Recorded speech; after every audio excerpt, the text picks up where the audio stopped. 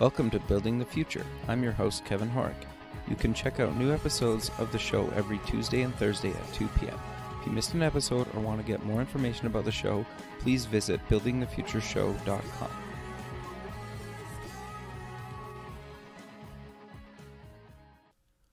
Welcome back to the show. Today we have Adam Spector. He's the co-founder and head of business at LiftIgniter. Adam, welcome to the show.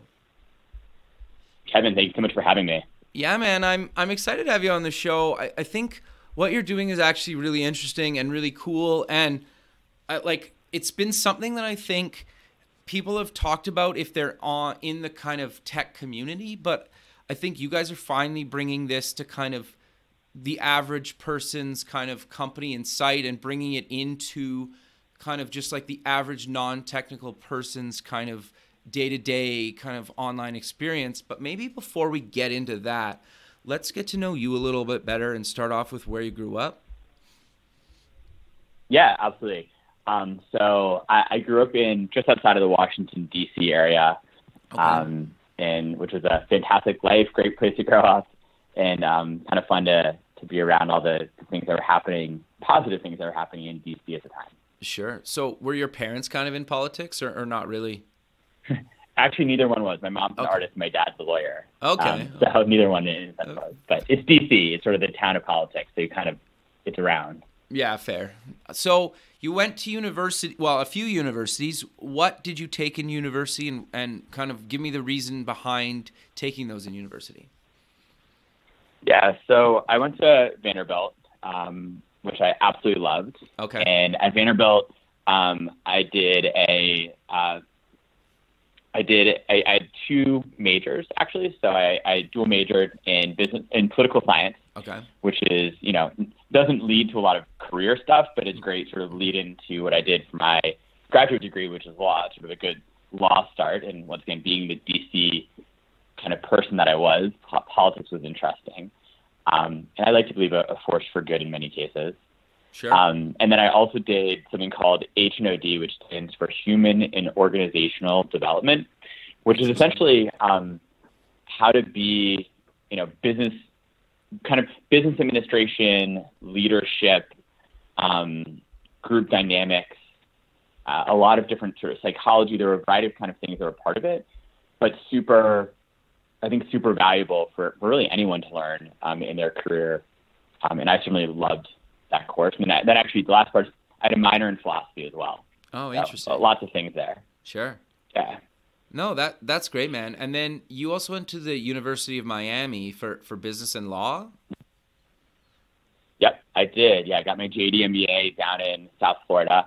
Also, fantastic, interesting, totally diverse group of people down there and learned a ton. And then actually took the bar in Maryland, and I'm actually a barred attorney in the great state of Maryland still to this day. Okay, very cool. So what made you go to Miami for kind of business and law? A few reasons. First and foremost, I got a little money offered to me. That was one. Another one is that my parents and grandparents, and especially my grandparents, live about an hour north near Fort Lauderdale. Oh, okay. And at the time they were getting old, and I'm lucky enough to say that my grandfather is still with us. He's actually turning 100 this year. Wow. That's incredible. So he's even older than he was. Yeah. So yeah, lucky, which is all super lucky for me, obviously, to still have him around. But I wanted to be close to them. Sure. Family is a wonderful thing, and especially with grandparents, you only get so much time together. So I thought being in South Florida near them would be something special, and for 4 years it really was. No, that's great, man. So walk me through you're done your education. Walk me through kind of your career history, because you've done quite a lot of things since you've graduated university. Yeah. It's been a busy time. So yeah, when I first graduated, I took the bar that summer right after graduation.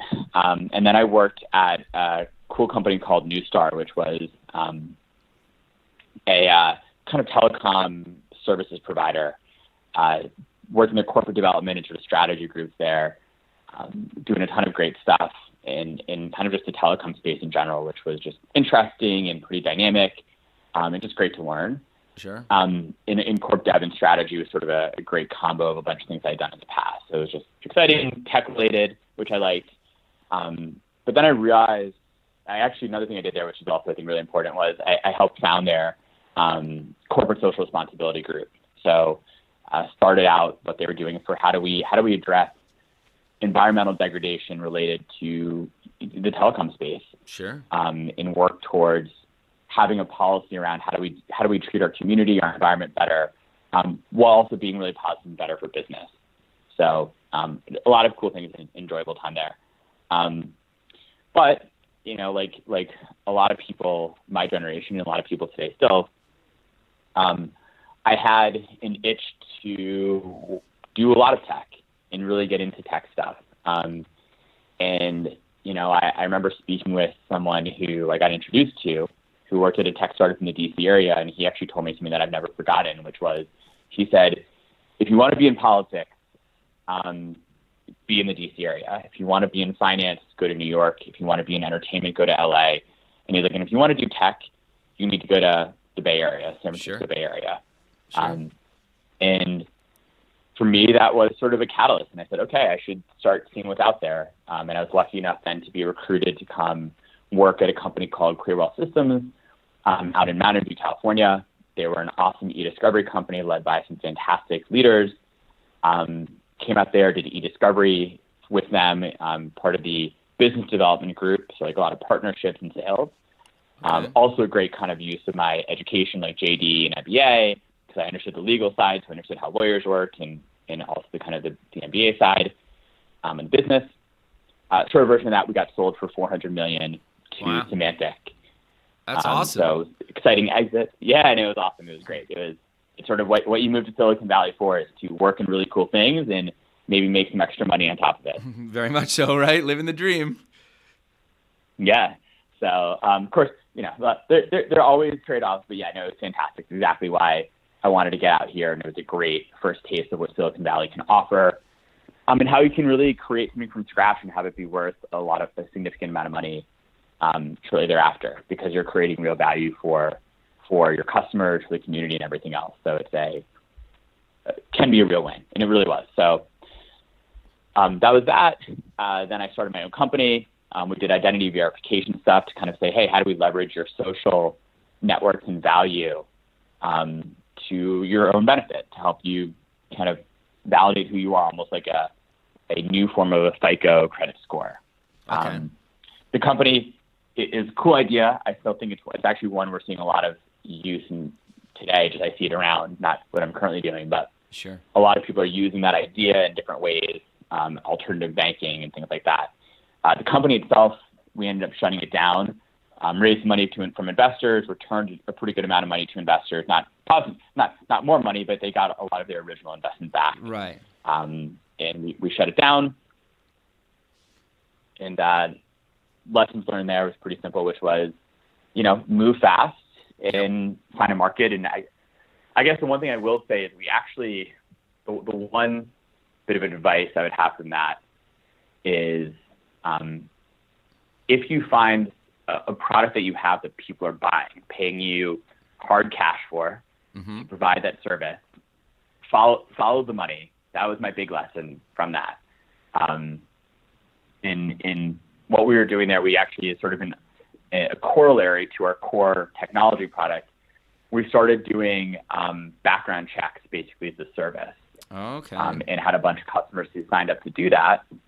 And we were making real money doing it. And our core product was not making money. It was sexier from a tech perspective, but we weren't making money doing it. Got you. Interesting.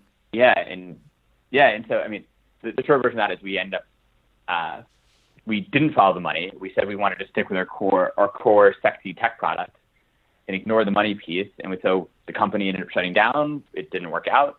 And then basically a year later, a bunch of other cool companies came out that were kind of doing the same thing. And one of them being Checker, which is a background check company, which I'm actually an investor in. Okay. And they came out and they completely crushed it, and more power to them.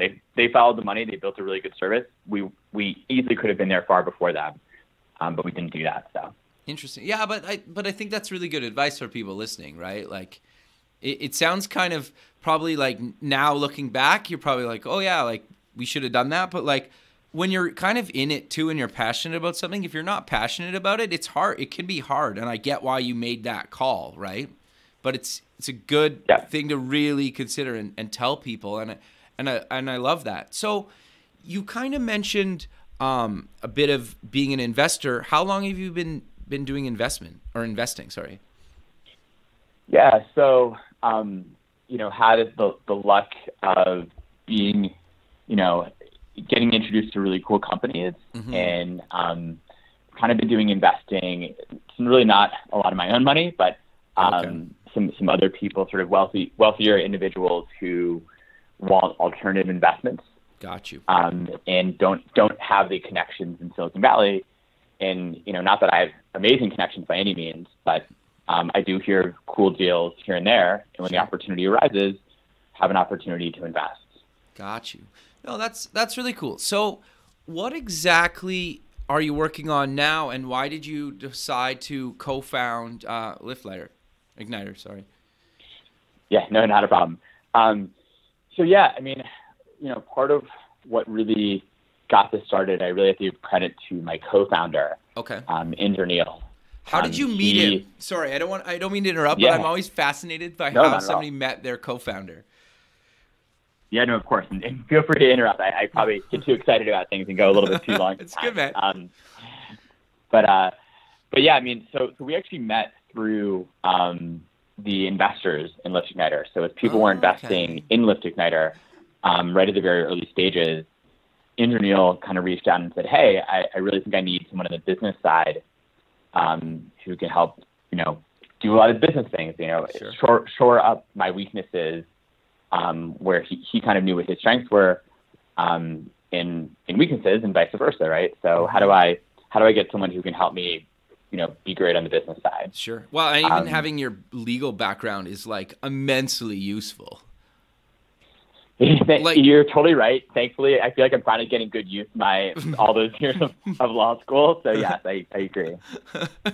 It's like I don't think I've worked at startups and I'm working on a startup now too. And it's funny because you do not realize how important having a good accountant and good legal is until you have been through it a few times. But because you kind of think, well, we're just going to build this thing, we're going to launch it. And then if it takes off and you don't have that stuff in place or have somebody that has any clue, because I have a design background. So I've never been to law school or accounting, and the classes that I took that had to do with numbers or any of that stuff, I just was boring, never will need this. And now I'm I should have paid better attention there. So I think that's great that you have kind of a business background and a legal background. I think that's a huge asset to any startup. I thank you for that. And I actually totally agree. I think having that background is great. You can build it up, obviously. You can learn all the same things that I learned in business school and law school just by doing it. And a lot of people do. But obviously having a little bit more of some formal training is definitely really helpful, and really saves the company some time and money. Because of course, lawyers are extremely expensive. So if I can do at least some of that work on my own, it saves us some money, and we probably can move a little bit faster and be more nimble as well. Sure. So what exactly is LiftIgniter? Yeah. So we are a machine learning personalization company. Okay. What does that mean for people that don't know what machine learning is? Because I think to maybe especially non-technical people might not have heard of that, and even probably some technical people. Totally. Yeah. No, it's definitely a term that is becoming more and more prevalent, and people are starting to hear about it, but don't really understand it yet. Sure. And really what that means in our case, right? Machine learning personalization is the ability to predict in real time for every single user, but not just user, for every impression. So literally at every second and every action you take online, predict your likely next outcome, like the next thing you're going to click on, or next thing you want to watch, or next thing you might want to buy. Sure. And it's actually really to provide a far better, richer, and more valuable experience to the end user. So we like to think a pretty positive thing for everybody. It essentially saves you time finding and discovering what you want. But before we kind of dig into that more, the bigger question is probably one you're asking is around like machine learning. Yeah, right? Totally. So I guess like how does that like how do you use machine learning in the platform and to provide kind of content for people like on the fly? Because it's I think to a lot of people it's kind of like this crazy science experiment type thing, but it's actually like really, really cool. And like I wish people like when I was kind of just earlier today, I like rewatched the video on your guys' homepage, and I must say like that whoever did that, or like I'm sure you were involved in it, but like you guys like nailed it. Like nailed it. How you guys like explain that? Like people should just go and like, go watch your like quick little video on your homepage, because like you nailed it. If you're like a startup, like go watch that, or you want to learn more about your startup, but like it's like perfect. Exactly what it should be. Well, thank you so much.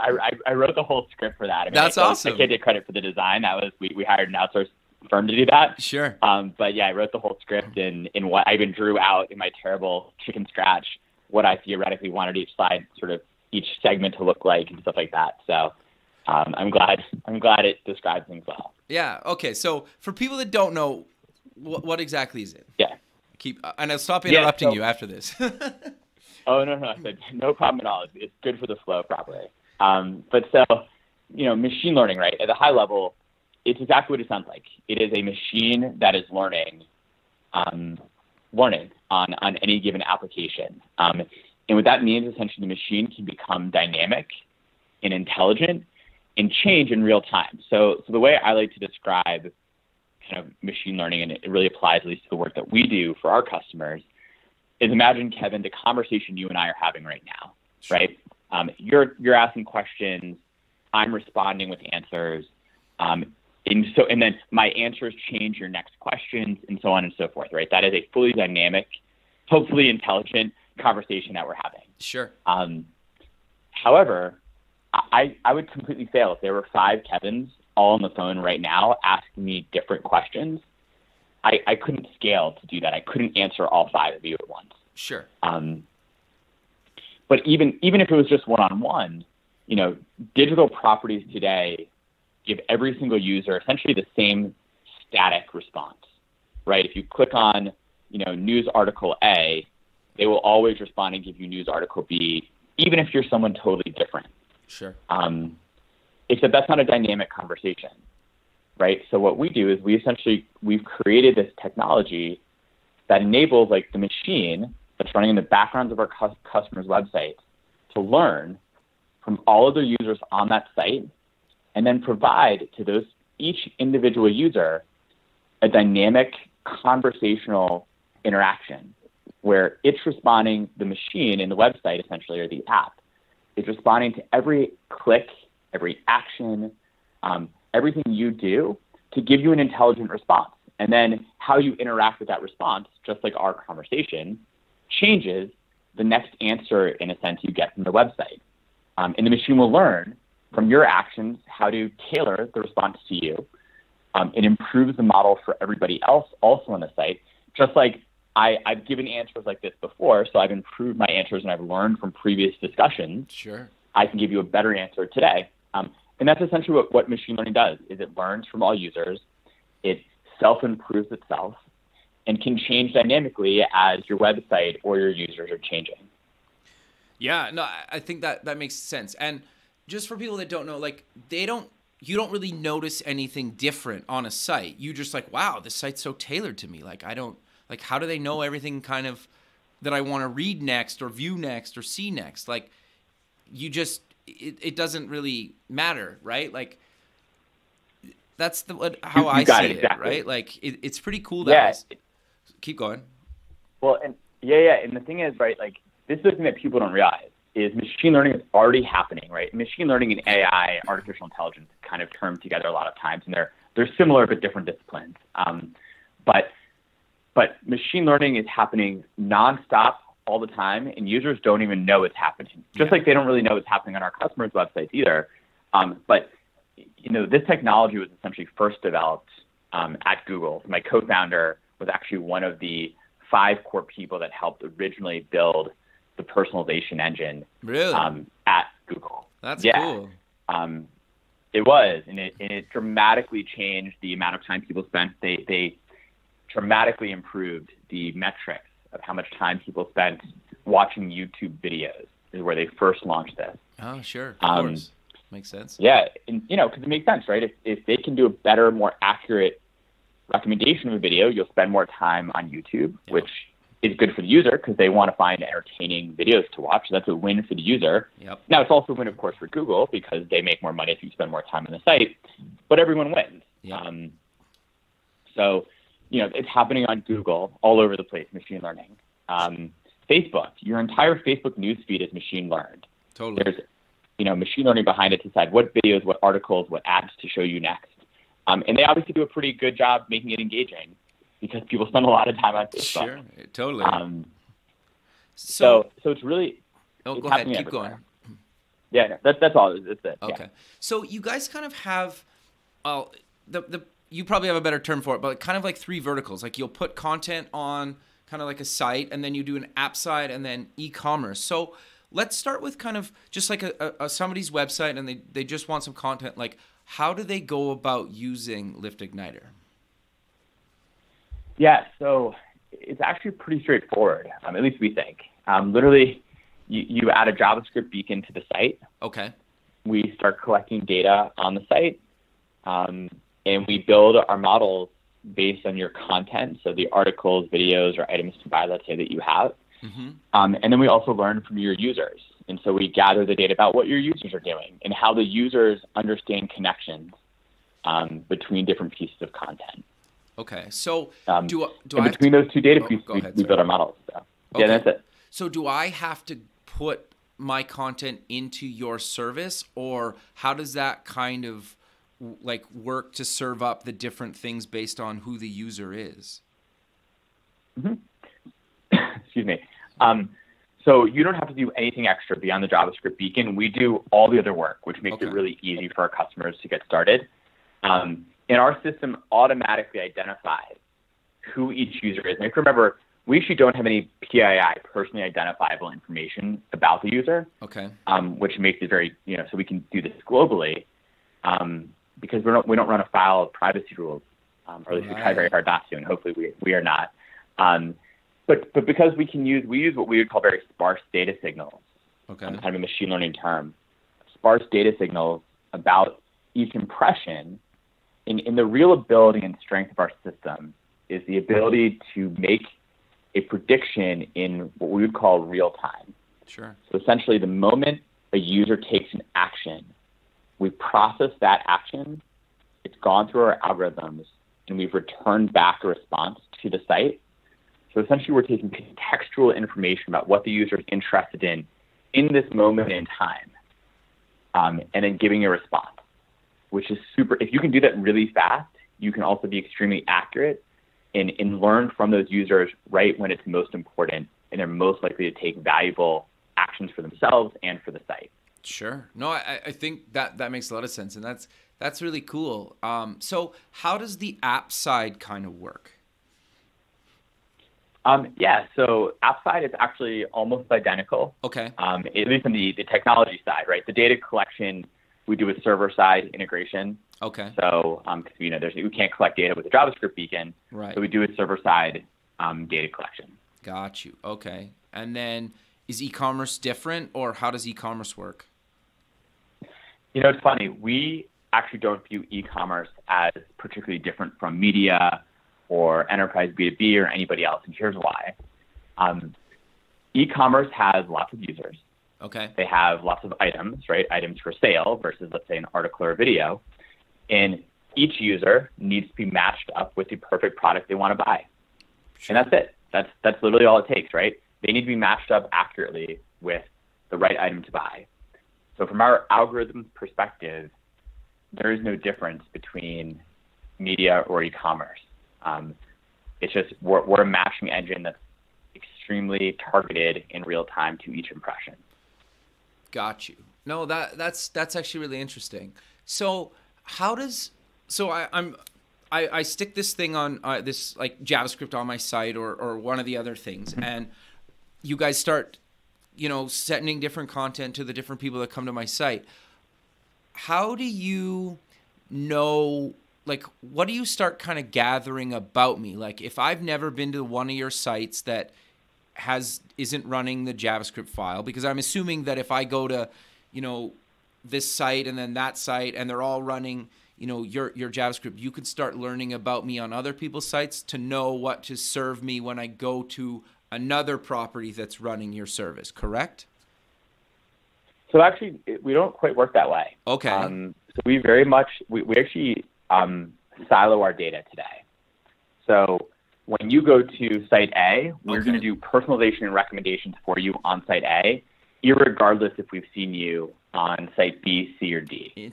Right? We in a sense don't track across those right now. Okay. And is there, like, what's the reasoning behind that? Is that something you're going to add in the future, or you're just like, no, we don't want to do it like that because it doesn't make sense? It's possible, but truthfully, we don't need to right now. Okay. The simple answer is we're getting 80 to 100% improvement in click-through rate, engagement, conversion, metrics like that for our customers without having to merge data across these sites. That's incredibly high. It is. Thank you. We crush it. We've never lost an A/B test against anybody. Yeah. So, wow. Pretty cool tech. Yeah. Yeah. Yeah. Okay. So, are you pulling data from any other kind of like my social stuff or any other kind of sites like shopping or anywhere else, or is it still just kind of very much just your vertical?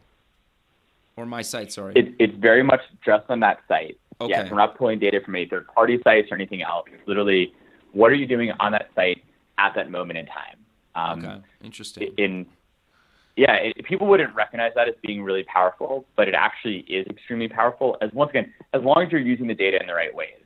Right. Okay. The fact that you liked Coca-Cola on Facebook doesn't actually have a lot of predictive power for the fact that you're going to want to buy that T-shirt on this other T-shirt site or something. Yeah, okay. That's interesting. No, that makes some sense. But, like, you could potentially sell me other Coca-Cola down the road or, like, tomorrow? Or not really? Well, you could, but here's the thing, right? It just, we know you maybe have an affinity to Coca-Cola, but that doesn't actually mean you want to buy Coca-Cola today. Okay, What's far more important is, what are you looking to buy right now, right? You're in Canada, it's cold.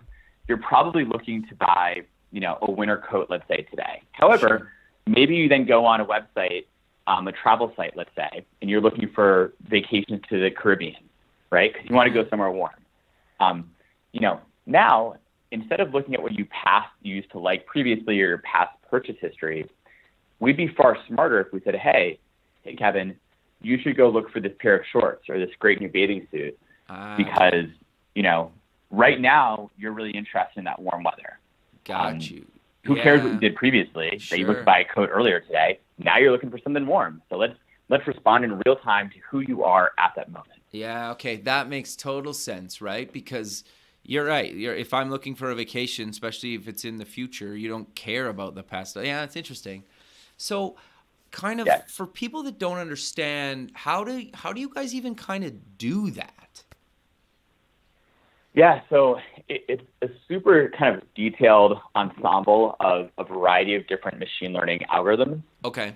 Almost all of which we've homegrown here, but of course we're built like frankly everything else in the world. We've grown on the backs of giants who publish a lot of fantastic machine learning research, and who paved the way.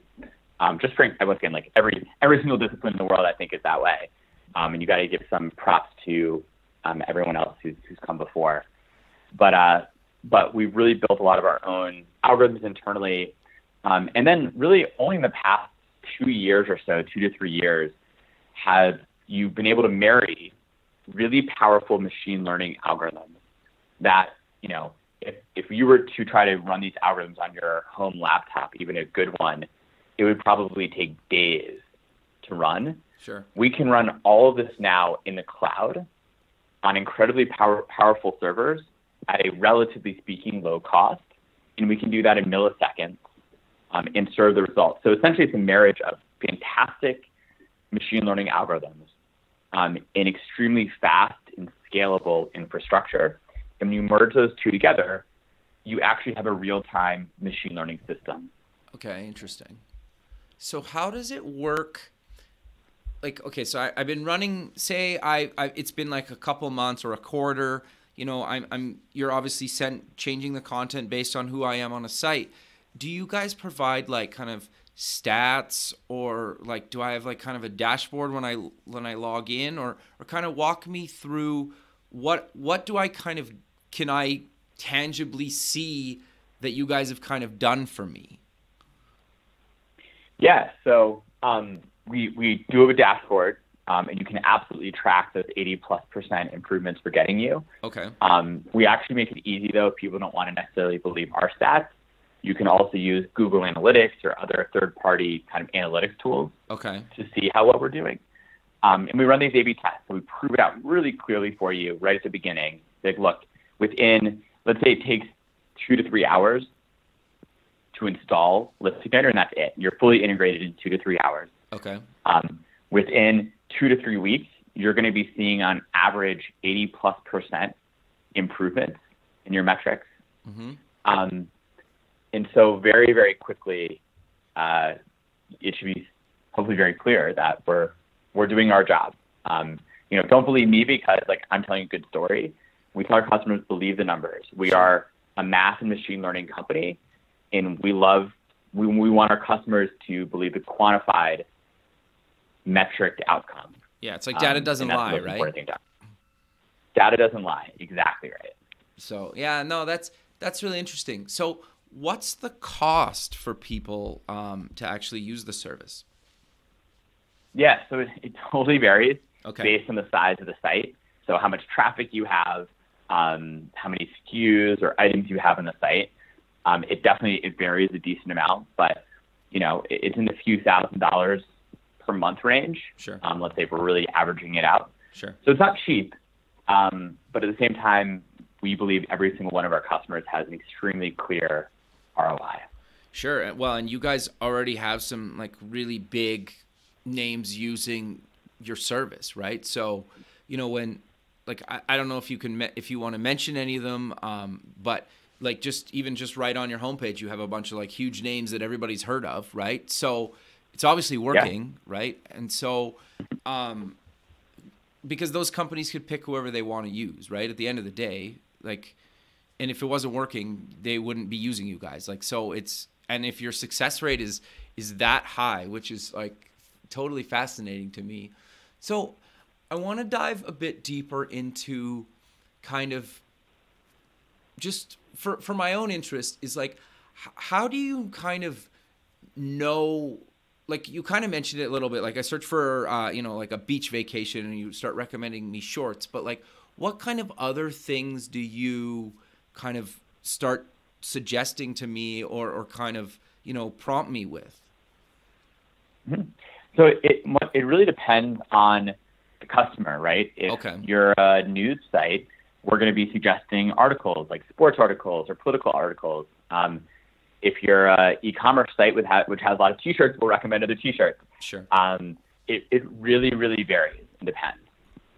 But I mean, it can be anything from articles to videos to music to images to items to buy. You name it. Our view is that every single potential place you can make a recommendation, which is truly almost everything that you see online, everything's a recommendation. That recommendation should be optimized using machine learning. And here's sort of, I think, the kicker. At least we truly believe this, which is if you are not using machine learning in personalization on your digital property in the next 5 years, you essentially will cease to exist as a business.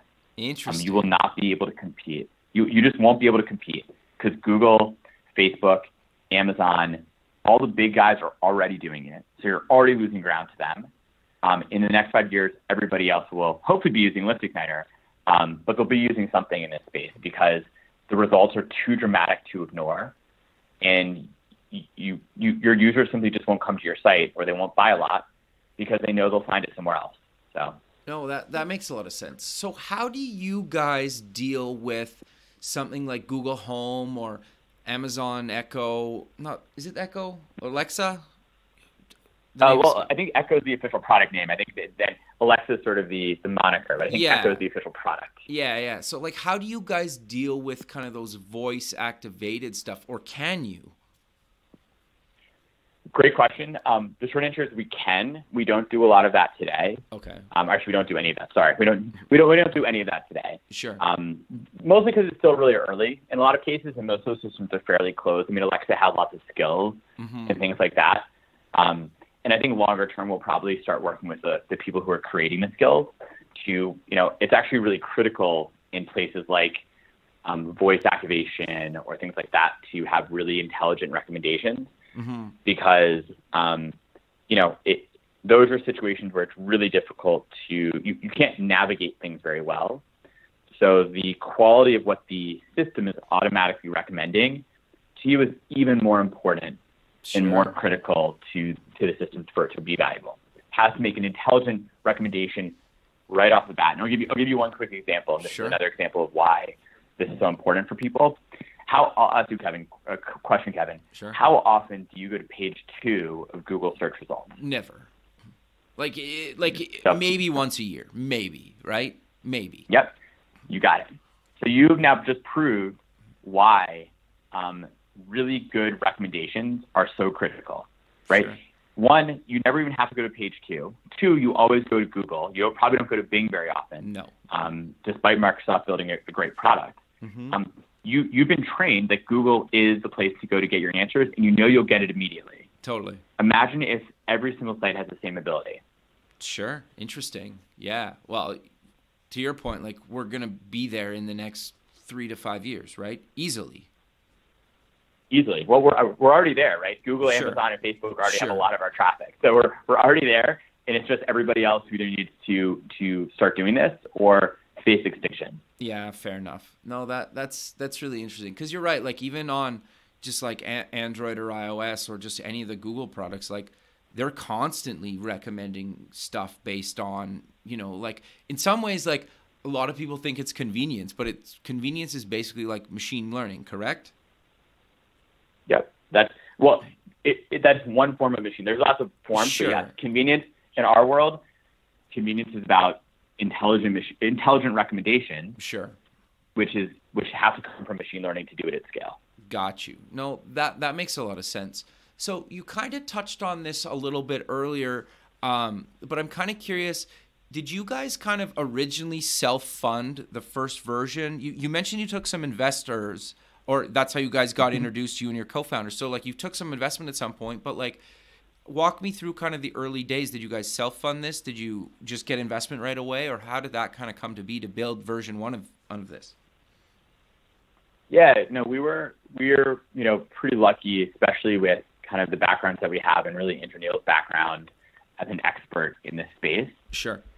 He has a PhD in machine learning from Princeton, and went to the spoke at the #1 machine learning conference in the world, and a bunch of other things. And we got into what's the fairly well-known program, Y Combinator, right, that you probably heard of. Yeah.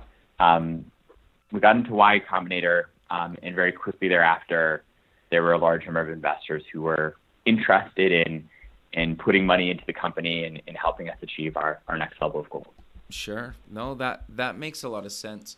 So I'm curious to know, what's kind of your typical kind of day look like working at like LiftIgniter? Like, are you kind of on the phone a lot? Are you email? Are you kind of building some stuff? Like, what's a typical day? I'm just curious.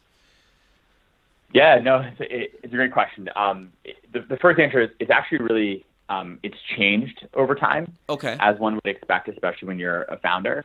Sure. You kind of do everything. So some days it's sales, some days it's marketing, some days it's legal, and it varies. And as we've grown and have more and more customers, and frankly more and more people interested in what we do, my role from a day-to-day perspective, I would say now I'm on the phone at least half the day. Okay. I think today I've talked to 3 different potential customers already, and it's only we started talking at 1:00 today, so 3 different customer calls already today. I sent out 1 contract, actually 2 contracts today as well, and had to modify those to make sure we had the specific things the customer wanted in there. now having this sort of discussion with you, Sure. which I would bucket more in the marketing side of things, right? Sure. And then have another customer site visit later today. So a lot of customer stuff. But it really, like, I have emails about accounting things in my email account right now that I need to handle. We're doing a really big partnership that's going to be announced in the next 2 weeks. Sure. That we're kind of trying to get the T's crossed and the I's dotted on that. So it totally varies, but the truth is, in the end, what it comes down to is just, it's a lot. It's exciting. I wake up energized every day, but it's a lot. I mean, I usually run calls or doing work from 8 a.m. till about 8 p.m. Sure. Every single day, 5 days a week, and then I'm usually working for at least one full day on the weekend. So it's at least 6 days a week for about 12 hours every day. Sure. Wow. That's a lot. But when you're in love with it, it doesn't really feel like work. So I get that. And I'm always kind of curious to know, like, obviously, like, we covered your background earlier. I'm always kind of curious to see what people are what a typical day in the life of, like, their startup is, because it's just kind of fascinating to me. So, but sadly, Adam, we're coming to the end of the show. So let's close with mentioning where people can get more information about yourself and LiftIgniter online. Yeah, no, absolutely. Go to LiftIgniter, LiftIgniter.com. And obviously, you can also find me at Adam Spector on LinkedIn. So. Perfect, Adam. Well, I really appreciate you taking the time out of your day to be on the show, and look forward to keeping in touch with you, and have a good rest of your day. Yeah, no, my pleasure. Thank you. And if there's ways I can help out other aspiring entrepreneurs, or obviously answer questions about machine learning, anyone who's listening, feel free to reach out. Happy to be helpful. Perfect, man. Well, thanks again for doing this, and we'll talk soon. Thanks, Kevin. Okay, bye.